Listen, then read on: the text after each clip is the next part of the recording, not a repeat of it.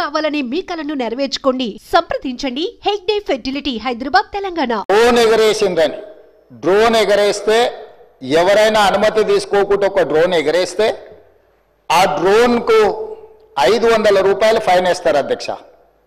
కానీ పార్లమెంట్ సభ్యుడిగా, Congress party working ప్రెసిడెంట్గా నన్ను అరెస్టు చేసి జైలుకు పంపించి మామూలుగా దానికి 500 రూపాయల ఫైన్ ఉంటే బిలో 7 ఇయర్స్ ఉంటే రిమాండ్కే పంపరు, పోలీస్ స్టేషన్ బెయిల్ ఇవ్వాలి.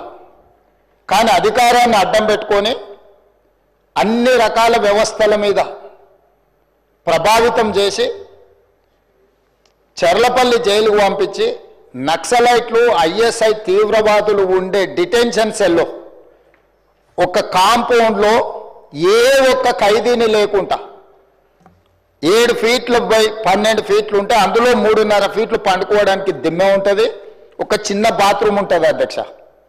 16 రోజులు డిటెన్షన్ సెల్లో ఒక్క మనిషిని చూడకుండా నన్ను నిర్బంధించిన ఆ కోపాన్ని దిగమింగుకొని రాష్ట్ర ప్రయోజనాల కోసం ఈరోజు పనిచేస్తున్నా అధ్యక్ష.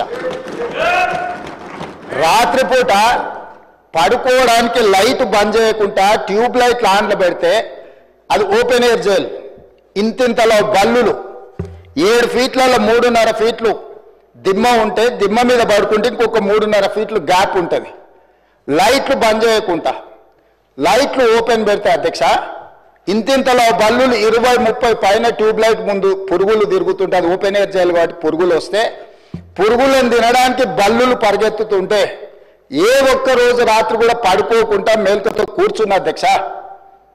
బయట కానిస్టేబుల్ లైట్ బంద్ చేయవా పడుకుంటా అంటే, లేదు సార్ పైనుంచి ఆదేశాలు ఉన్నాయి, ఆ ట్యూబ్ లైట్లు బంద్ చేస్తే మీరు పడుకుంటారు కాబట్టి ట్యూబ్ లైట్లు ఆన్లోనే పెట్టమని. ఆ ట్యూబ్ లైట్ స్విచ్ బయట ఉంటుంది అధ్యక్ష, లోపల ఉండదు. ఆ చిన్న బాత్రూమ్ చిన్నది, కూర్చుంటే బయటకు కనిపించేటట్లు ఉంటుంది అధ్యక్ష. ఒకసారి నేను ఎమ్మెల్యేల హోమ్ కూడా నా దగ్గర ఉంది కదా, ఎమ్మెల్యేలను నేను తీసుకెళ్తా, మంత్రులను తీసుకెళ్తా, నన్ను అక్రమ కేసులు పెట్టి అదే చర్లపల్లి జైల్లో డిటెన్షన్ సెల్లో పెట్టారు అధ్యక్ష. 16 రోజులు నిద్రలేని రాత్రులు గడిపిన పార్లమెంట్ సభ్యుడిగా, పార్టీ వర్కింగ్ ప్రెసిడెంట్గా అయినా నేను కక్ష చూపించలేదు అధ్యక్ష. నిజంగానే నేను కక్ష చూపించదలుచుకుంటే మీ కుటుంబంలో ఒక్కరు కూడా బయట ఉండరు అధ్యక్ష, అందరు చర్లపల్లినే. నేను ఎలా ఎన్నికల ముందు చెప్పినట్టు మీకు డబుల్ బెడ్రూమ్ ఇల్లు మీరు పేదలకు కట్టియలే, మీ గ్యారంటీ కట్టిస్తే మీ కుటుంబానికి డబుల్ బెడ్రూమ్ ఇల్లు అని చెప్పుంటే అధ్యక్ష. కక్ష సాధింపు చర్యలకు పాల్పడే ఆలోచననే ఈ రాష్ట్ర ప్రభుత్వానికి ఉండి ఉంటే ఈరోజు అక్కడ కూర్చొని అక్కడ నించొని నోటికొచ్చింది మాట్లాడే అవకాశం ఉండకపోతుండే. చెంచల్గూడనో చర్లపల్లిలో మమ్మల్ని ఎక్కడైతే పెట్టినరో డిటెన్షన్ సెల్లో ఎవరిని కలవకుండా నిర్బంధించినరో అక్కడనే మీరుండేటోళ్ళు. కానీ మా ప్రభుత్వం 15 నెలల్లో ఎవరి మీద కూడా కక్షా సాధింపు చర్యలకు పాల్పడలేదు అధ్యక్ష. చర్లపల్లి జైల్లో డబుల్ బెడ్రూమ్ కట్టిస్తా, కొడుకు కోడలు అల్లుడు బిడ్డ ఉంటే వేరే వేరే ఎందుకుంటారు, అందరినీ కలిసి ఒకటే దగ్గర ఉండేటట్టు కట్టిస్తాను. కానీ ఆ హామీ కూడా నేను అమలు చేయలే, ఎందుకంటే నేను విఘ్నత ప్రదర్శించాలనుకున్నా. ఇంకా విచిత్రం, నాకు ఇంకా గమ్మత్ అనిపించింది ఆయన అధ్యక్ష. ఆయన ఏమైనా స్వాతంత్ర ఉద్యమం చేసి జైలుకు పోయింది అధ్యక్ష?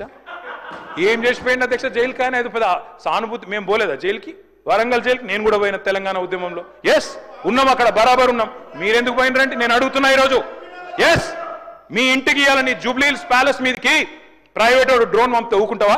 అక్కడ నీ బిడ్డనో నీ వైఫో ఉంటే వాళ్ళని ఇష్టం ఉన్నట్టు ఫోటోలు తీస్తే ఊకుంటావా? ఎవరి ఇళ్లలో పడతా వాళ్ళ ఇళ్ళ దొరబడతా, నా ఇష్టం ఉన్నట్టు చేస్తా, అరాచకం చేస్తా అంటే ఊకుంటారా అధ్యక్ష? ఇది పద్ధతేనా అధ్యక్ష? అంటే మీ కాడికి వచ్చేవరకే కుటుంబాలు, మీ కాడికి వరకు వచ్చేవరకే భార్య పిల్లలు, వేరే వాళ్ళకి లేరా అధ్యక్ష భార్య పిల్లలు? మీరు ఆనాడు ఇష్టం ఉన్నట్టు మాట్లాడినప్పుడు, లేని రంకులు అంటగట్టినప్పుడు, ఇష్టం ఉన్న సంబంధాలు మాట్లాడినప్పుడు ఆ రోజు లేవా నీతులు? చివరికి మా ఇంట్లో పిల్లల్ని కూడా తిట్టింది మీరు కాదా? ఆనాడు మా ఇంట్లో చిన్న చిన్న పిల్లల్ని పట్టుకొని, మైనర్ పిల్లల్ని పట్టుకొని బూతులు మాట్లాడింది మీరు కాదా?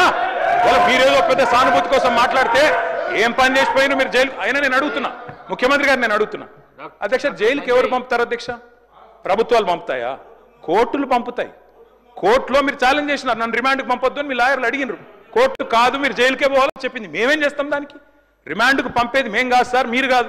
ముఖ్యమంత్రి గారు హుంకరిస్తున్నారు. నేను అనుకుంటే అక్కడ ఎవరు మిగిలరు. నువ్వు ఏమనుకున్నా ఏం ఫరకు పడదు, నువ్వు ఏం చేసుకున్నా ఏం ఫరకు పడదు.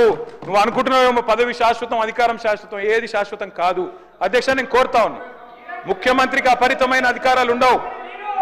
ముఖ్యమంత్రికి అపరిమితమైన అధికారాలు ఉండవు. ఎవరిని పడితే వారిని జైలుకు పంపే అధికారం ఉండదు. కోర్టులకు ఉంటుంది. నిన్ననే కోర్టు పాత్ర తీసుకున్నారు. ఈ ముఖ్యమంత్రి గారు ఇందాక గోవింద సినిమా చెప్పింది కదా, ఆ పాత్ర ఆయనకే సూట్ అవుతుంది అధ్యక్ష. ఎందుకంటే అప్పుడే లాయర్ అయిపోతాడు ఆయన, అప్పుడే జడ్జి అయిపోతాడు, అప్పుడే మళ్ళీ స్పీకర్. మీరు తీసుకునే నిర్ణయం వారు చెప్తారు, సుప్రీంకోర్టు తీసుకునే నిర్ణయం వారే చెప్తారు, ఉప ఎన్నికలు రావంటారు, ఎన్నికల కమిషన్ నిర్ణయాలు ఆయనే చెప్తారు అధ్యక్ష. మీ బహుపాత్రలు మీకే సూట్ అవుతుంది తప్ప మా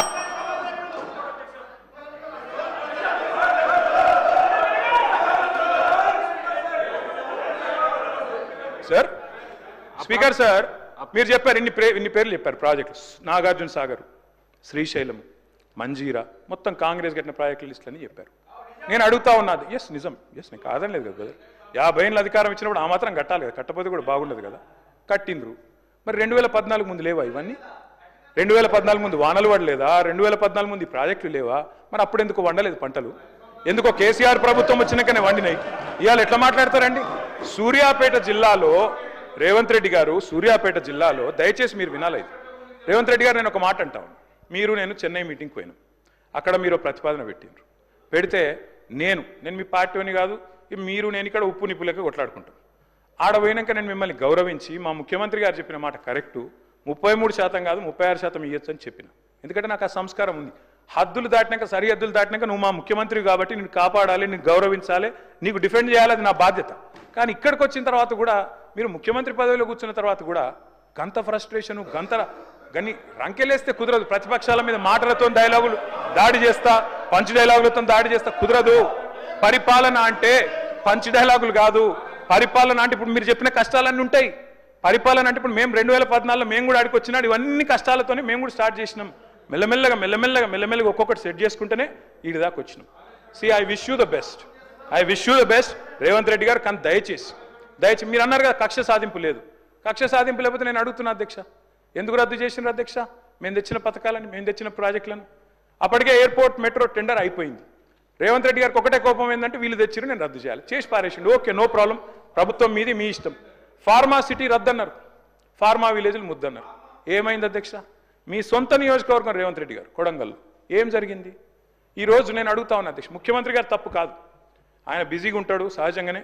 ముఖ్యమంత్రి అంటే ఆయనకు నిజంగా కూడా 18 గంటలు కాదు 24 గంటలు పని చేసినా కావాల్సినంత పని ఉంటుంది. కానీ ఏం జరిగింది రేవంత్ రెడ్డి గారు?